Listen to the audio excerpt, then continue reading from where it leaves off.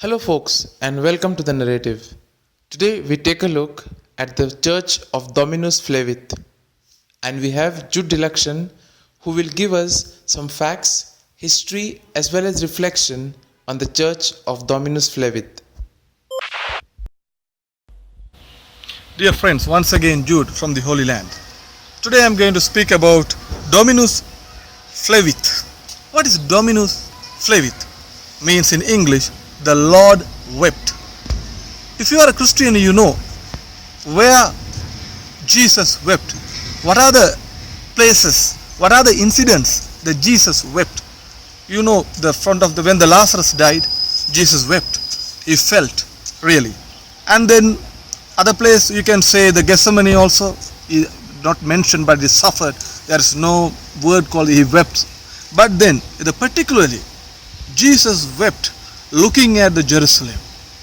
So this place is being identified as where Jesus wept looking at the Jerusalem, because if you stand here in this church, particular church, Dominus Flevit, you can see all Jerusalem down. So when and where this took place, it took place on the Palm Sunday when Jesus entered into Jerusalem as a king, because people were saying Hosanna, Hosanna, and they were welcoming him. They were putting clothes and they were putting palm leaves and they were welcoming him, and they saying that blessed the person who comes in the name of the Lord, blessed the king who comes in the name of the Lord. They were praising and worshipping Lord. And you know what happened? The Pharisees were saying, Lord, ask your disciple not to shout.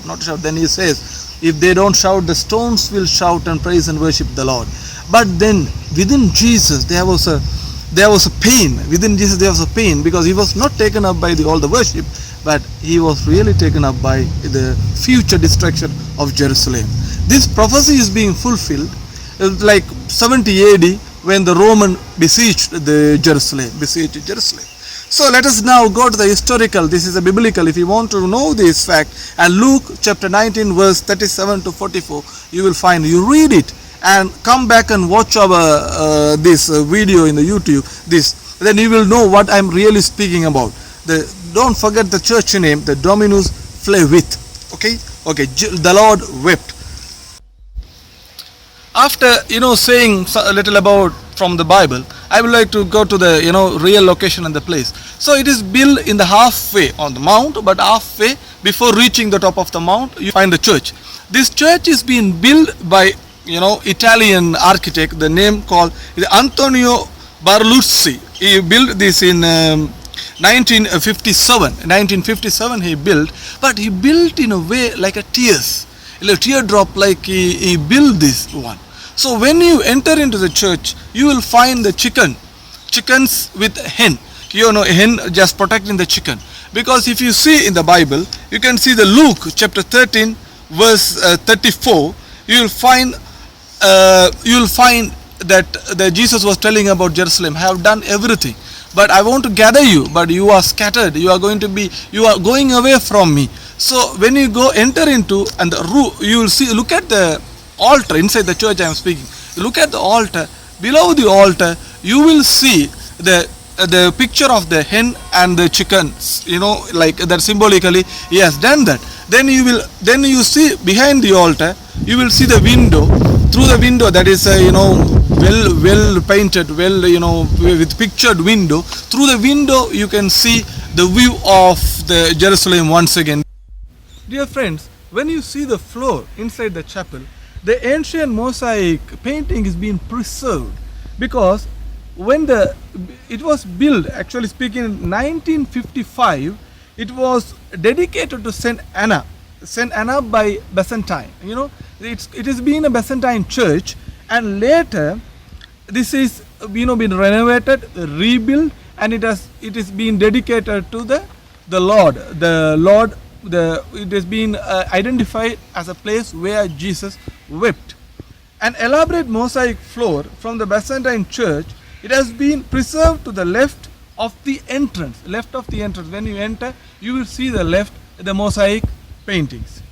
And actually speaking, according to the history, this place is being gifted to Jesus by his friend called Simon. because the God forgive the sins of the Simon. Because in order to be grateful to the Lord, he dedicated this chapel, this place to, or this church to, this place to pray to Jesus. That's what the history goes, because we can find an inscription there. It is written in Greek saying that the friend of Jesus, named called Simon, has dedicated this place to Jesus for prayer. I think after saying this, I want to say a little thing about the location of this place. So when you see this particular chapel, that Dominus Flevit, is being located among, so to say, surrounded by a lot of the tombs in the sense of burial ground.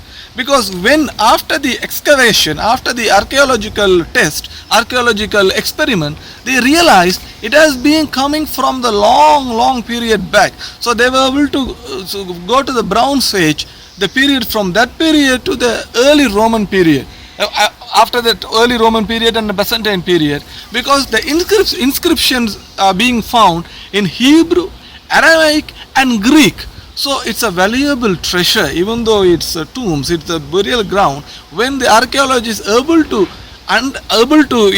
do the excavation, and they were able to try to understand the time period, it's very important. So this is another important place to come and see. Not only biblically it is very important, because Jesus wept looking at the Jerusalem, but another important thing is the location is very important. When you come and stand here, you can see all Jerusalem, and you will see how Jesus might have felt.